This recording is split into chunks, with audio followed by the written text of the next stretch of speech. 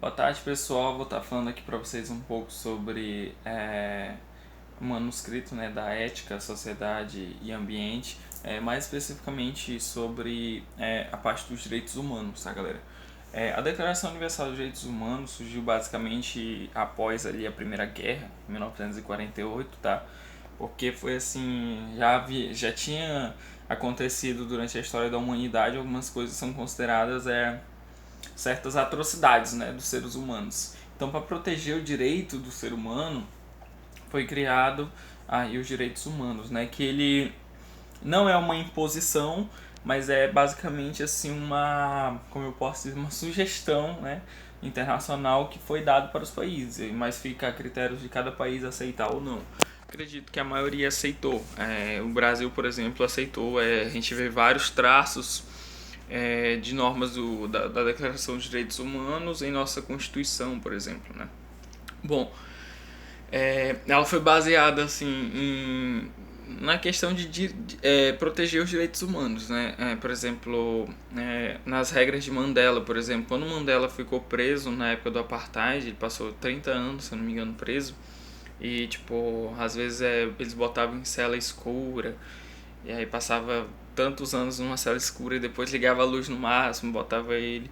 Então, assim, a nossa Constituição, a própria lei de execução penal, né, no Brasil, ela veda esse tipo de coisa, entendeu? Ela veda um tratamento desumano, um tratamento degradante. É, ela, por mais que a pessoa ali esteja presa e tudo mais, a intenção não tipo, humilhar ela nem nada. A intenção é justamente ressocializar ela, entendeu? É tanto que todo mundo é considerado inocente até o trânsito em julgado, entendeu? Até a sentença condenatória transitada em julgada, você é considerado inocente. E, tipo, tô falando da lei, a realidade é bem diferente, como a gente conhece. Mas, por exemplo, a nossa lei de execução penal, ela prevê uma cela para cada presa. A gente sabe que numa cela aí tem não sei quantos presos, mas é vedado, entendeu?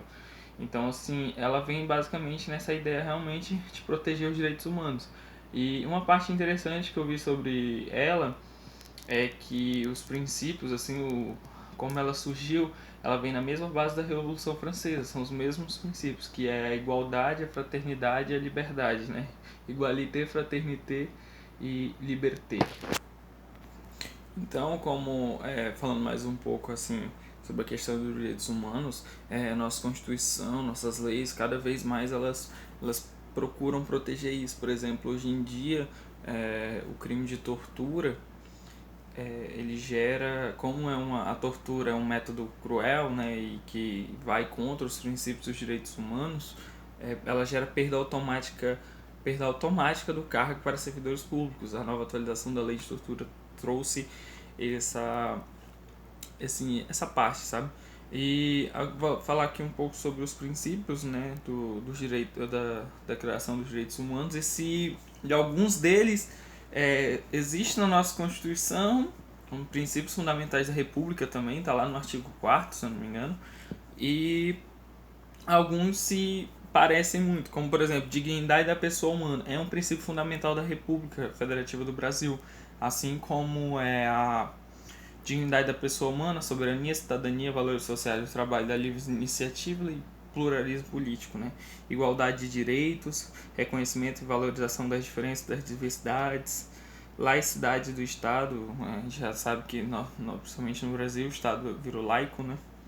Democracia na educação, transversalidade, vivência, globalidade e sustentabilidade socioambiental. Então, acredito que seja isso, entendeu? Os direitos humanos veio no objetivo de realmente assim proteger, né, os direitos humanos, né, das atrocidades que aconteceu, como escravidão, Segunda Guerra, Holocausto, toda aquela questão. Acho que foi importante. Uma crítica construtiva que eu faria é porque assim a gente viu muita questão dos direitos humanos, mas assim, eu vejo muitos crimes que são bárbaros contra a próprios humanos. E tipo, a pessoa que cometeu um crime bárbaro contra a humanidade, ele fica sujeito aos direitos humanos. E assim, tipo, se ele fez um crime bárbaro, uma atrocidade contra os direitos humanos, ele cerceou os direitos humanos de várias outras pessoas. Então por que ele teria que ter direito aos direitos humanos? É uma opinião pessoal minha, tá? Assim como acontece com o ECA também, tipo, o Estatuto do Adolescente, da Criança e do Adolescente do Brasil, eu acho ele excelente. Realmente protege, tem muita proteção sobre a criança ou adolescente. Só que é só proteção. E hoje, muitas crianças e adolescentes são, como eu posso dizer, são autoras, são o sujeito ativo de muitos crimes, muitos deles bárbaros. E eles não pegam uma pena como uma pessoa adulta pega pelo simples fato de não ter a maioridade no Brasil, que é 18 anos. Então, assim, eu acho que não. Eu vejo muitos críticos falando, tem que acabar. Eu não acho que tem que acabar. Eu acho que ele precisa ser passado uma reforma.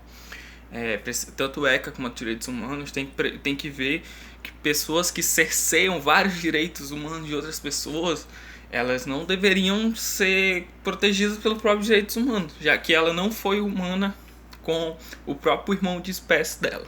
Enfim, essa é uma opinião pessoal minha. Agradeço a todos aí, um bom dia e fique com Deus. Se inscreva no canal e deixe seu like.